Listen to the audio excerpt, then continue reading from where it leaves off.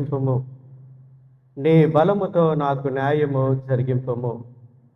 దేవ, నా మొర వినుము, నా పలుకు లాలింపుము. ప్రియ సహోదరి సహోదరులారా, ఈనాటి దివ్య బలి పూజలో పాల్గొని విశ్వాసంతో ప్రార్థిస్తున్నటువంటి ప్రతి ఒక్క బిడ్డను, వారి కుటుంబాన్ని, మన యొక్క సంఘాన్ని దేవాది దేవుడు దీవించాలని ప్రత్యేకంగా ఈ యొక్క దివ్య బలి పూజలో వేడుకొందుము. పిత పుత్ర పవిత్రాత్మ నామమున. మన నాథుడైన యేసుక్రీస్తు కృప, సర్వేశ్వరుని ప్రేమ, పవిత్రాత్మ సహవాసము మీ అందరితో ఉండునుగాక. ప్రియ సహోదరి సహోదరులారా, ఈనాటి మొదటి సువిశేష పట్టణాలు సమయము గురించి తెలియచేస్తూ ఉంది. అంటే కాలం ఇచ్చేటువంటి తీర్పు. ఈ యొక్క తీర్పులో మంచి అయినా అవ్వచ్చు, చెడైనా అవ్వచ్చు. చెడు అనేది తొందరగా సమాధానం దొరికితే, మంచి అనే దానికి సమయం అనేది పడుతూ ఉంది అని చెప్పి ఈనాటి వాక్యాలు తెలియచేస్తూ ఉన్నాయి. మరి ముఖ్యంగా ఈ యొక్క తపోకాలంలో చివరి దినాల్లోనికి మనం ప్రవేశిస్తూ ఉన్నాం. మన యొక్క జీవితాలు మంచి వైపు నడుస్తూ ఉన్నాయా, చెడు వైపు నడుస్తూ ఉన్నాయా అని ఆత్మ పరిశీలన చేసుకోమని చెప్పి తెలియచేస్తూ ఉంది. కావున ఈ యొక్క పరమ రహస్యములను కొనియాడు యోగ్యుల మొదటకు ముందుగా మన యొక్క పాపములను ఒప్పుకొందుము.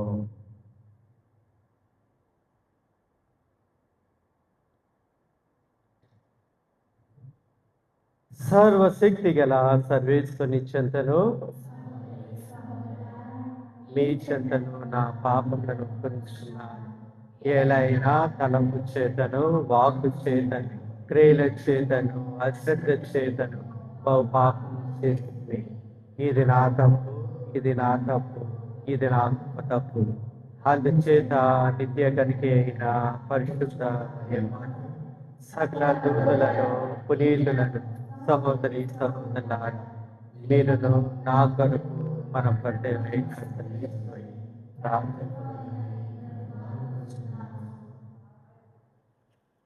సర్వశక్తి గల సర్వేశ్వరుడు మనకు దయచూపి మన పాపములను మన్నించి మనలను నిత్య జీవమునకు చేర్చునుగాక.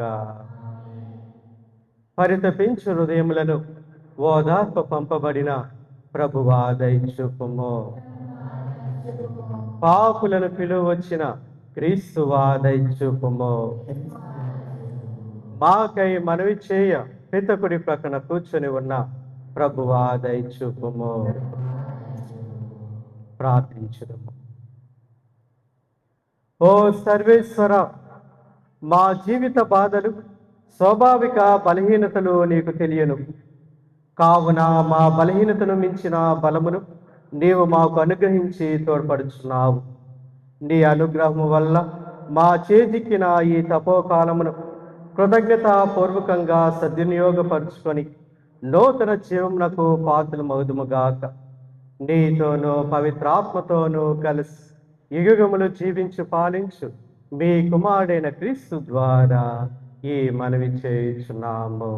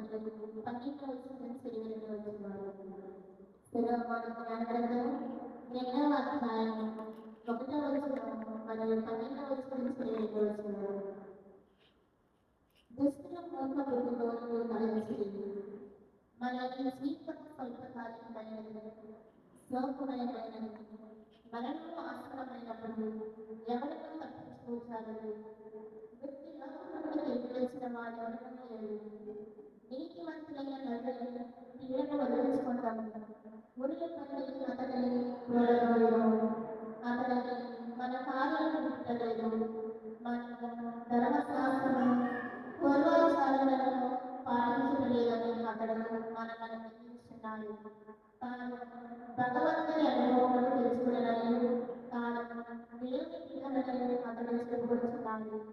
అతని పోకడలు మన బాహుబలి మాత్రమే. కావున అతని ఎంత మాత్రమో సహింపరాదు. అతడు ఇతరుల వంటి వాడు కాదు. వారి శరీరములు సోదరుగా ఉండాలి. అతని దృష్టిలో మనం చిరాకులు కానీ నాయకుల వంటి వాళ్ళము.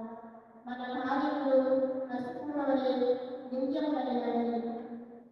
పుణ్యపురుషులు ఆనందంతో మరణించాలని అతని వాదము దేవుని తనకు తండ్రి అతని భక్తులు చెప్పుకొచ్చున్నాడు. అతని పనులు యథార్థమేమని పరిశీలిస్తాము. అతని మరణము ఏ తీరులో ఉండేవో చూద్దాము. నీతి మంతులు దేవుని కుమారులని దేవుని దగ్గరకు తీసుకొచ్చాము. శత్రుల పాలన అతన్ని కాపాడడం కనుక అతని ఘోరంగా అనుసరించి పరీక్షను గురించి చేయడము. అతని శాంతభావము ఏర్పాటులో సౌమ్యభావము ఎంత గొప్పదో పరీక్షించి చూడము. అతని నీచమైన చదువుకు గురి చేయడము. దేవుని అతను రక్షించడని అతను చెప్పబడుతున్నాడు కదా. దుష్టుల భావము ఇందులో కానీ వారు బలపాలు చేసి వారి తమ దుష్టత్వం వలన మూర్ఖులయ్యేది. కానీ వారి దేవుని మనములు తెలియవు. పవిత్రము నిరమములైన జీవితములకు బహుమతి మనలను వారికి తెలియదు.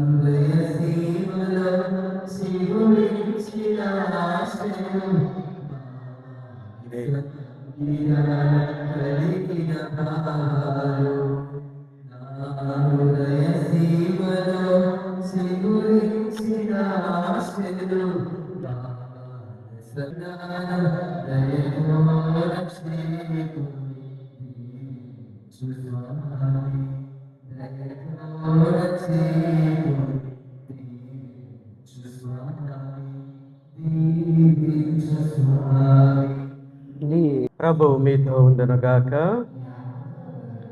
పునీత యోహాను రాసిన సువిశేషంలోని భాగము. పునీత యోహాను రాసిన సువార్త 7వ అధ్యాయము 1వ వచనము నుండి 2వ వచనము మరియు 10వ వచనము 25వ వచనము నుండి 30వ వచనం వరకు. పునీత యోహాను రాసిన సువార్త 7వ అధ్యాయము 1-2 వచనాలు, 10వ వచనము మరియు 25 నుండి 30 వరకు. ఆ కాలములో యూదులు యేసును చంప ప్రయత్నించుచున్నందున ఆయన యూదయాలో సంపరింపగా గలిలయలో పర్యటింపసాగెను. యూదులు పర్ణశాల పండుగ దగ్గర పడుటచే ఆయన సోదరులు పండుగకు వెళ్ళిన పిదప ఆయన కూడా బహిరంగంగా కాక రహస్యముగా అచ్చటికి వెళ్ళెను. యెరూషలేములో కొందరు ప్రజలు వారు చంప యత్నించుచున్నది ఈయన్నే కాదా, ఇదిగో ఈయన ఇక్కడ బహిరంగంగా మాట్లాడుచున్నాడు, అయినను ఎవరునూ ఈయనను పల్లెత్తు మాట అనుటలేదు, ఈయన క్రీస్తు అనే అధికారులు కూడా నిజముగా ఎరిగియుందురా, ఈయన ఎక్కడివాడో మనకు ఎరుగదుము, కానీ క్రీస్తు వచ్చినప్పుడు ఆయన ఎక్కడి నుండి వచ్చినో ఎవరికి తెలియదు అని పలికిరి. అప్పుడు యేసు దేవాలయమున బోధించుచు ఎలుగెత్తి, మీరు నన్ను ఎరుగుదురా, నేను ఎక్కడి నుండి వచ్చినో మీకు తెలియనా, నేను స్వయముగా రాలేదు, నన్ను పంపినవాడు సత్యస్వరూపుడు, ఆయనను మీరు ఎరుగరు, నేను ఆయనను ఎరుగదను. ఏలైనా నేను ఆయన యొద్ద నుండి వచ్చి ఉన్నాను అని చెప్పాను. వారు ఆయన్ను పట్టుకొన ప్రయత్నించిరి, కానీ ఆయన గడియ ఇంకనూ రానందున ఎవ్వడునూ ఆయనపై చెయ్యి వెయ్యలేదు. ఇది క్రీస్తుని సువిశేషము.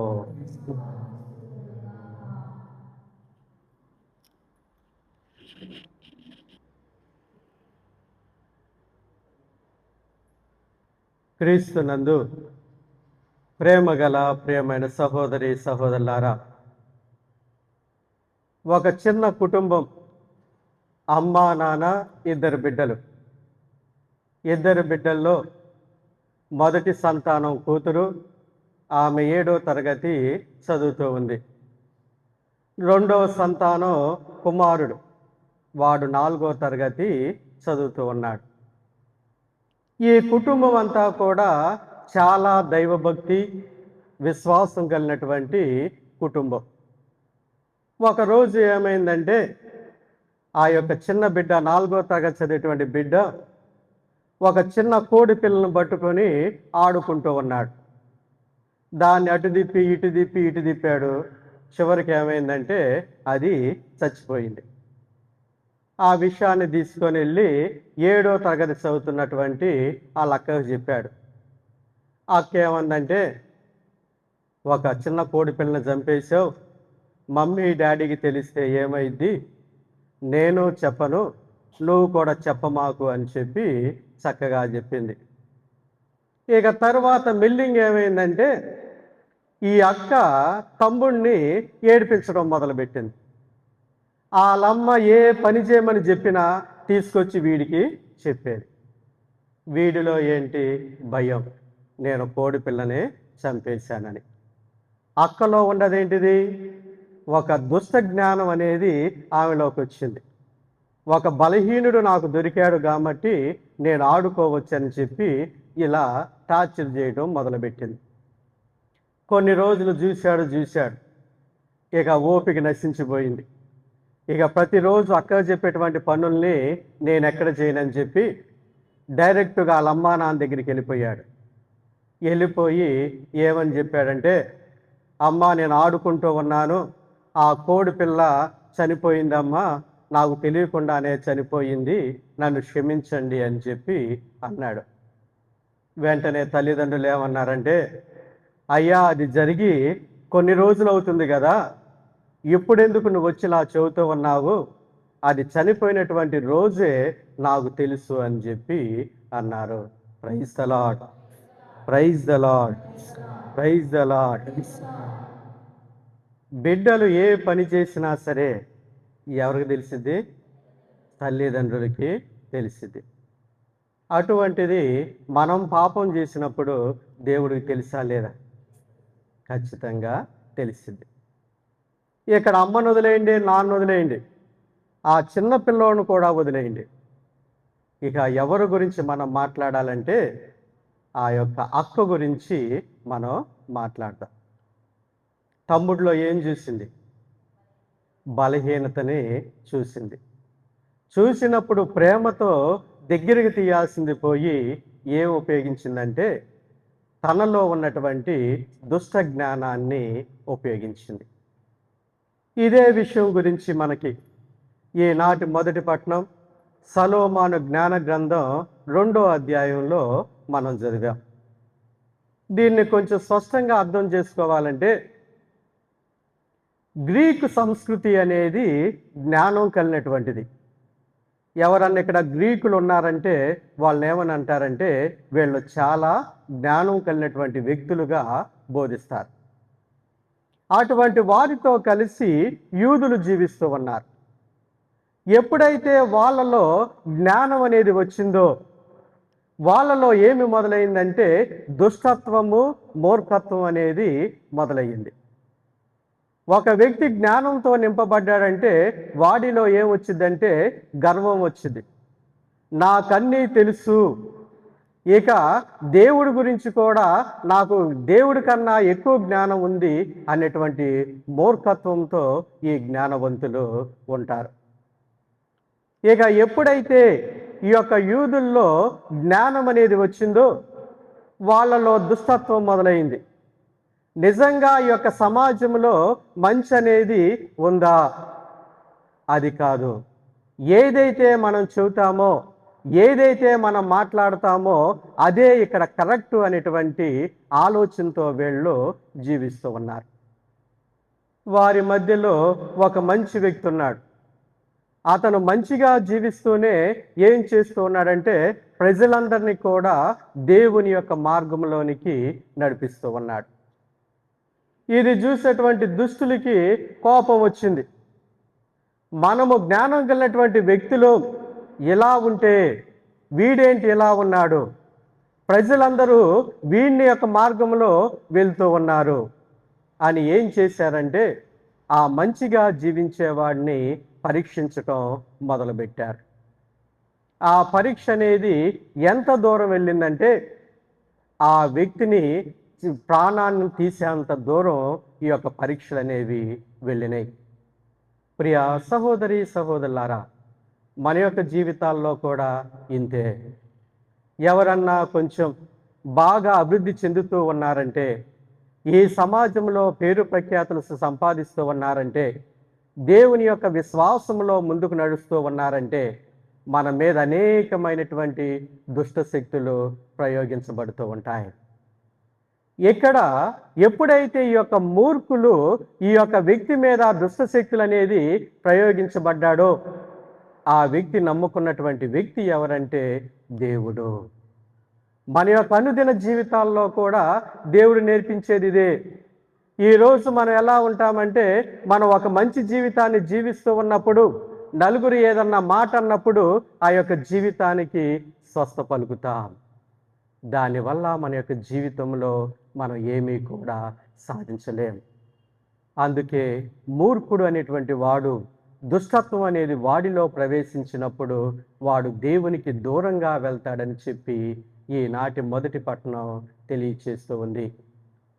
ఈ యొక్క జ్ఞానం గురించి కూడా ఎవరి గురించి మాట్లాడుతూ ఉందంటే యేసు ప్రభు యొక్క రాక గురించి ఈ యొక్క పదాలు చెప్పబడ్డాయనేటువంటి సత్యాన్ని కూడా గ్రహించమని ఈనాటి మొదటి పట్టణం మనకు తెలియచేస్తూ ఉంది. Praise the lord, praise the lord, praise the lord.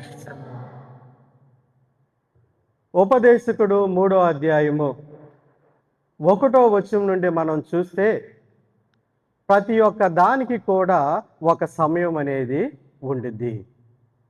అది జననానికైనా మరణానికైనా, తినడానికైనా పని చేయడానికైనా, ప్రేమించడానికైనా నవ్వడానికైనా, పాపం చేయడానికైనా పుణ్యం చేయడానికైనా ప్రతి ఒక్క దానికి కూడా దేవుడు ఒక సమయం అనేది ఏర్పరుస్తూ ఉన్నాడు అనేటువంటి గురించి మాట్లాడుతూ ఉంది. ఈరోజు యోహాను సువిశేషంలో మనం చూసాం. ఇక్కడ యేసు స్వామి ఏం చేస్తూ ఉన్నాడంటే యోధా ప్రాంతంలో సంచరించకుండా ఆయన గలిలయ అనేటువంటి ప్రాంతంలో తిరుగుతూ ఉన్నాడు.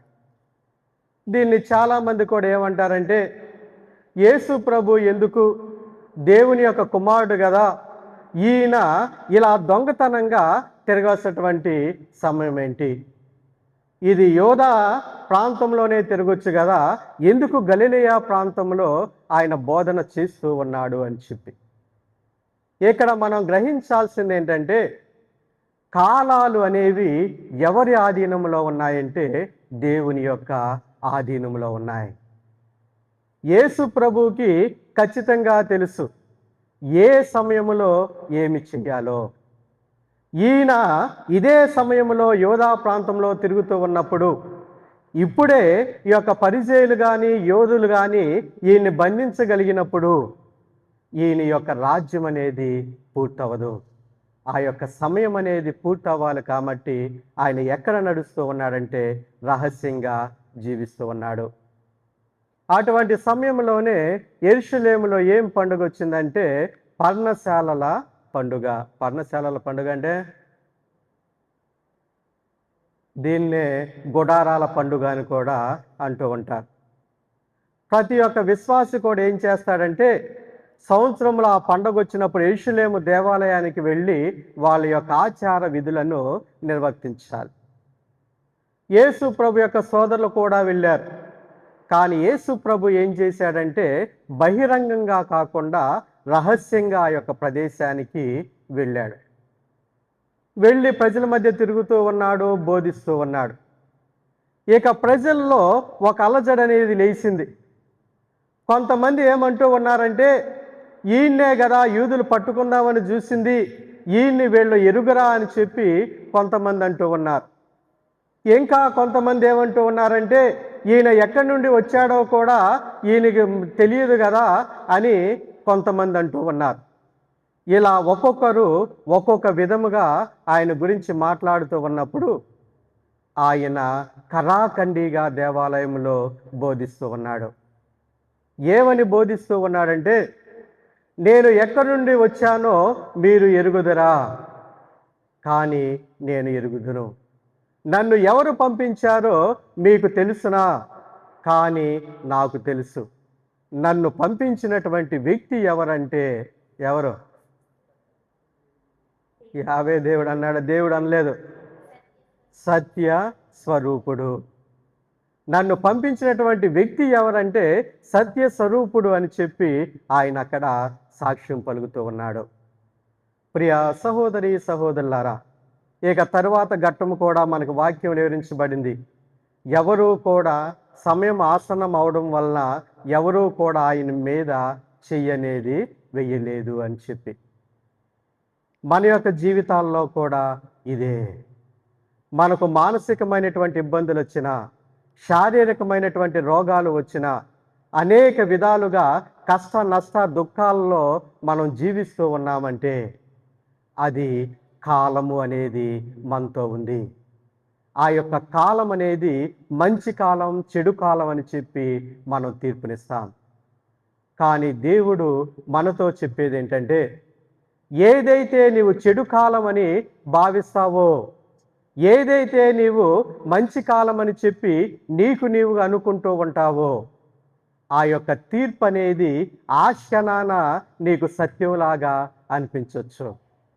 కానీ కాలక్రమేణా ఏది సత్యమో ఏది అసత్యమో అనేది కాలం అనేది నీకు నిర్ణయిస్తూ ఉంది అనేటువంటి సత్యాన్ని గ్రహించమని ఈనాటి సువిశేషం తెలియచేస్తూ ఉంది. కావున ప్రియ సహోదరి సహోదరులారా, 29-30 రోజులు తపస్సు కాలం అయిపోయాం.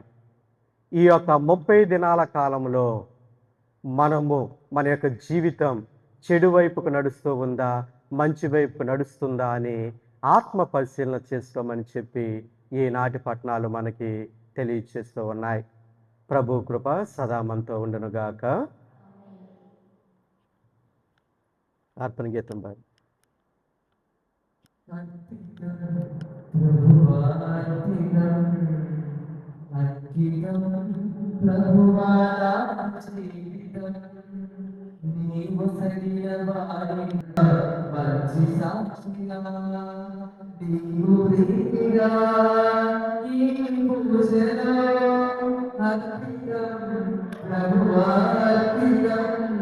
లేదు దాక్ష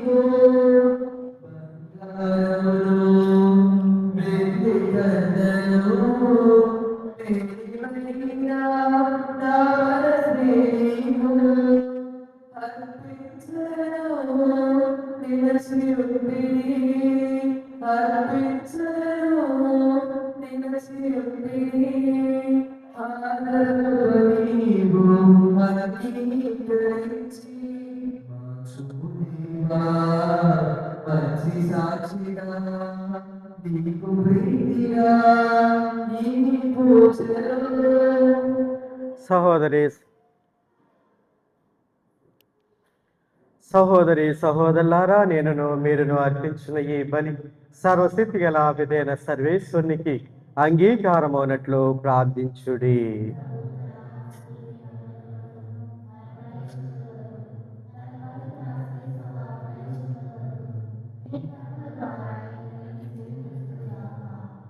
సర్వశక్తి గల నిత్య సర్వేశ్వర, మహాశక్తివంతమును పవిత్రమునైన ఈ బలి ప్రభావమును మేము పాప విముక్తులను అవుదుముగాక. తద్వారా మేము నిర్మలమైన హృదయముతో మాకు సర్వాధారమైన నిన్ను చేకుందుముగాక. మా ప్రభు అయిన క్రీస్తు ద్వారా ఈ మనవి చేయుచున్నాము. ప్రభు మీతో ఉండునుగాక. మీ మనసులను ఉన్నతమునకు త్రిప్పుము. మన దేవుడైన ప్రభువునకు కృతజ్ఞత తెలుపుదము. ప్రభు అయిన దేవ, పావన పిత, సర్వశక్తిగల సర్వేశ్వర, మేము ఎల్లప్పుడు నెచ్చోటను నీ కృతజ్ఞతా వందనములు చెల్లించుట యుక్తము, న్యాయము, ధర్మము, రక్షణదాయకము.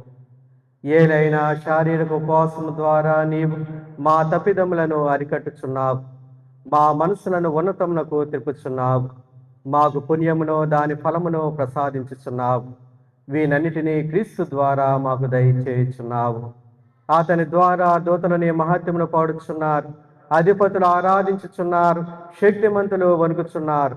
పరమండలమందలి బలవంతులను, ఆనంద పరవశులైన భక్తి జ్వాలకులను ఏకమై ఉప్పొంగుచు నీ స్తుతులను పాడుచున్నారు. వార్లతో మా స్వరములను ఏకము చేసి దేన భావముతో నిన్ను స్తుతించుట ఎట్లనగా,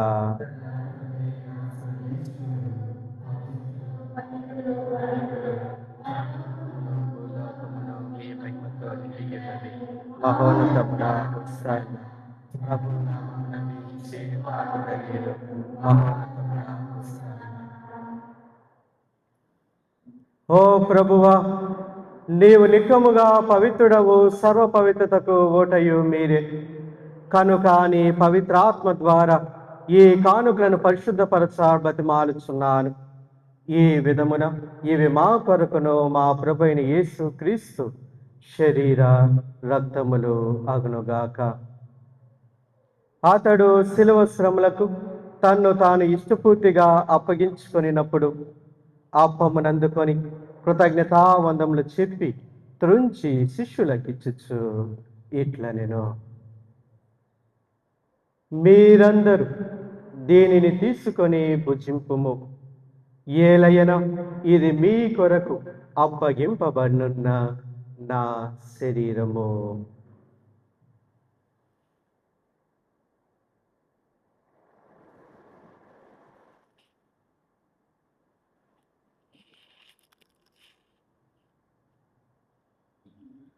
ఆ విధముగానే భోజనాంతరము పాత్రమునందుకొని మరలా నీకు కృతజ్ఞతావందములు చెప్పి శిష్యులకిచ్చుచు ఇట్లా నేను, మీరందరూ దీనిని తీసుకొని దీని నుండి పానము చెయ్యుడు. ఏలయన ఇది నూతన నిత్య నిబంధన యొక్క నా రక్తపు పాత్రము. ఇది మీ కొరకును అనేకుల కొరకును పాప పరిహారమునకై దారబోయబడును. దీనిని నా జ్ఞాపకార్థము చేయుడు.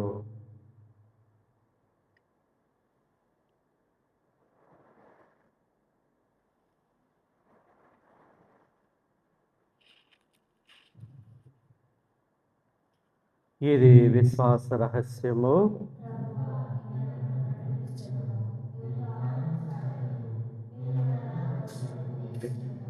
కనుక తండ్రి, క్రీస్తు మరణమును తాను స్మరించుచు జీవమును అప్పమును రక్షణ పాతమి సమర్పించున్నాను.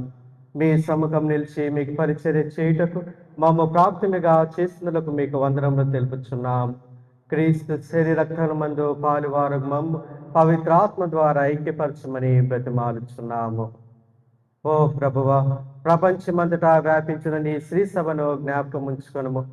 మా 14వ నియోజక గురువును, మా జోసఫ్ రాజారావు పీఠాధిపతిని, గురువులందరితో పాటు మమ్మును నీ ప్రేమ యందును పరిపూర్ణను చేయుము. ఓతానుమగ నమ్మికతో చనిపోయిన మా సహోదరి సహోదరులను, నీ కనికరమందు చనిపోయిన వారందరినీ జ్ఞాపకం ఉంచుకొనుము. వారిని మీ దివ్య ప్రకాశంలోనికి చేర్చుకొనుము.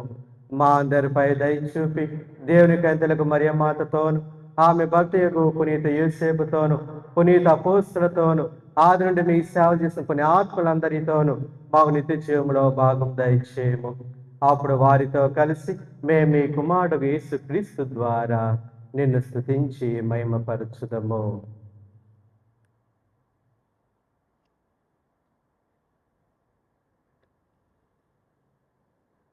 క్రీస్తు ద్వారా, క్రీస్తుతో, క్రీస్తు నందు సర్వశక్తి గల పితైన సర్వేశ్వర పవిత్రాత్మతో ఏకమైండు మీకు యుగములు గౌరవ మహిమలు కలుగునుగాక.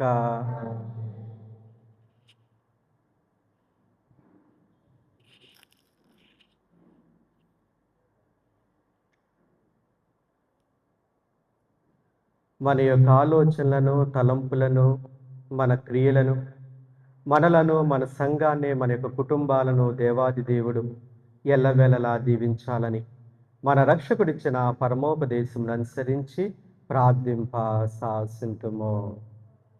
పరలోకమందుండు మా యొక్క తండ్రి, మీ నామం పూజింపబడుగాక, మీ రాజ్యం వచ్చుగాక, మీ చిత్తము పరలోకమందు నెరవేరినట్లు భూలోకమందు నెరవేరుగాక. నానాటికి కావలసిన మా ఇళ్ళను మాకు నీటి అనుగ్రహింపు, మా యొక్క అప్పులను వారిని లేవనెత్తినట్లు మా అప్పులను మీరు మన్నించండి. మా మోక్షంలో ప్రవేశింపను, కీడులో నుండి మమ్మల్ని రక్షింపుము. ప్రభువా, నీ కీడు నుండి మమ్మల్ని రక్షింపుము. మా ఈ రోజుల్లో మా శాంతిని ప్రసాదింపుడు. నీ దయానుగ్రహం వల్ల పాపం నుండి మమ్మల్ని విముక్తుల్ని చేసి అన్ని కలతల నుండి సర్వదా కాపాడము. మేము మోక్షానందమును మా రక్షకుడైన యేసు క్రీస్తు ఆగమును నిరీక్షించుచుందుము.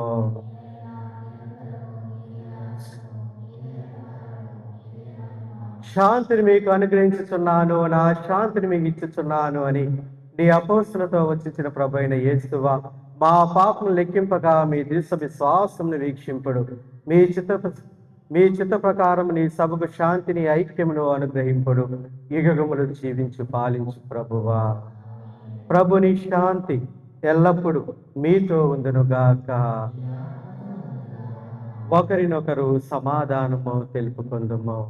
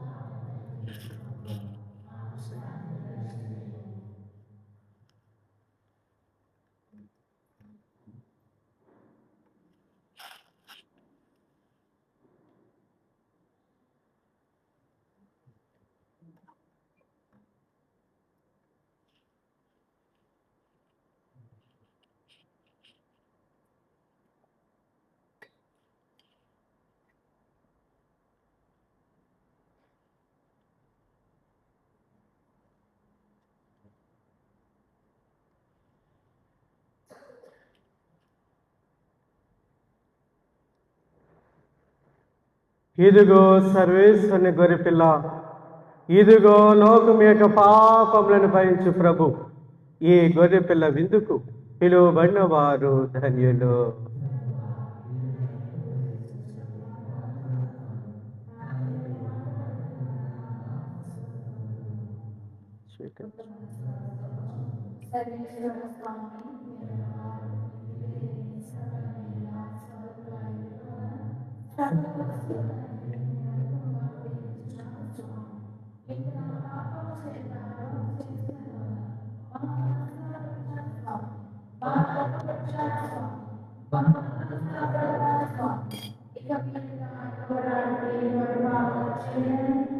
క్రీస్తుని శరీర రక్తం,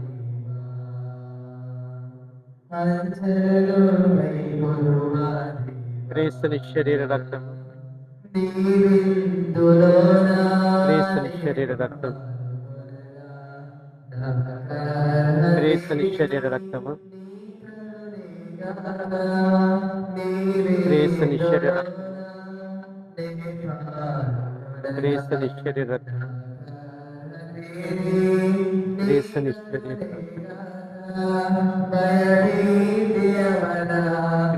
శరీర రక్తం,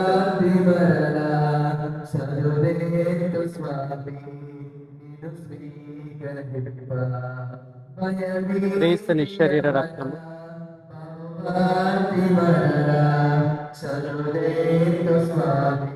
క్రీస్తుని శరీర రక్తం, క్రీస్తుని శరీర రక్తం,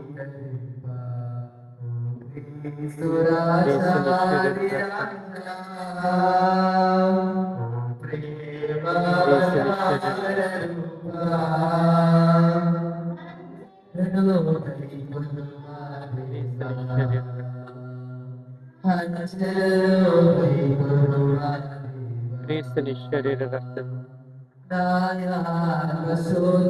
క్రీస్తుని శరీర రక్తం, క్రీస్తుని శరీర రక్తం,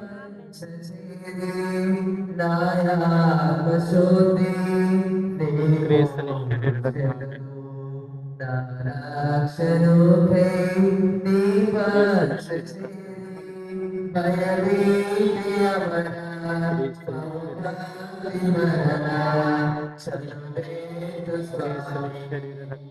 శరీర రక్తం, క్రీస్తుని శరీర రక్తము,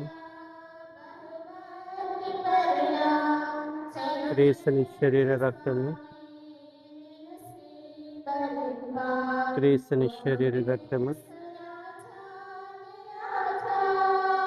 క్రీస్తుని శరీర రక్తము,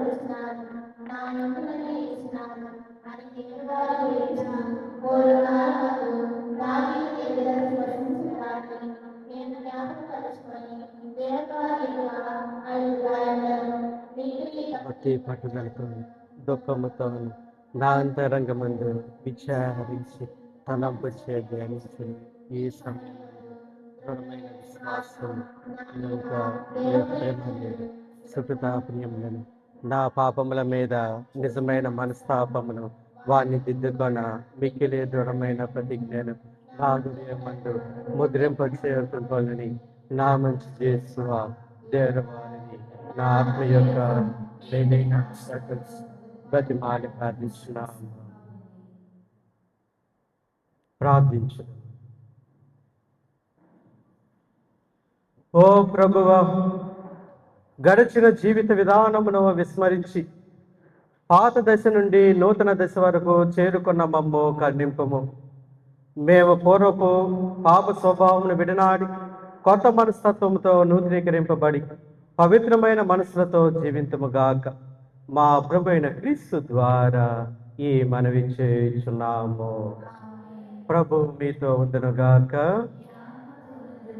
సర్వశక్తి గల సర్వేశ్వరుడు పిత పుత్ర పవిత్రాత్మ మిమ్ములను దీవించి కాచి కాపాడునుగాక. పూజ సమాప్తమైనది. సమాధానంతో వెళ్ళి క్రీస్తు ప్రేమలో జీవించండి.